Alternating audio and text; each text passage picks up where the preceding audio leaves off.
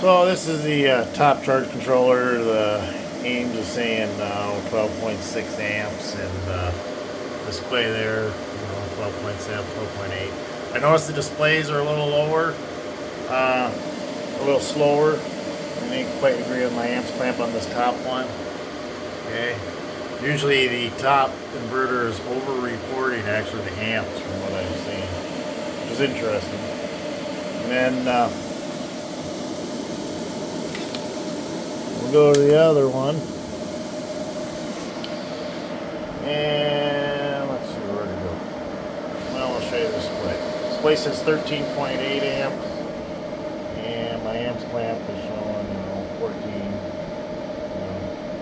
So I don't see it being a case of extremely high amps causing a problem here, but maybe I'm wrong. But yeah, 13.75. It's bouncing around. We got some high clouds today, but anyway, I'm pulling not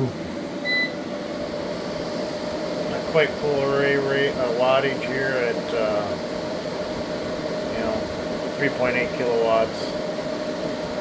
It'll jump up and down, but they track pretty good. Other one, there's some cloud coming in, but here at 3.5, 3.7, 3.8. Looking at the displays here,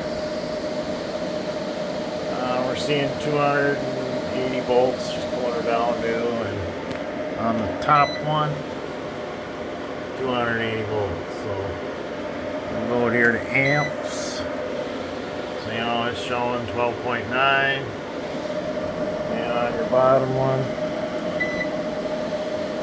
12.5. So, and this is the amps clamps on the bottom one. I have it on the negative wire, and it's easier to get to. So, yeah, I don't think it's excessive amps. So what's in the connector? To tell you the honest truth, I think it's the 14 gauge wires causing the problem. So anyway, later.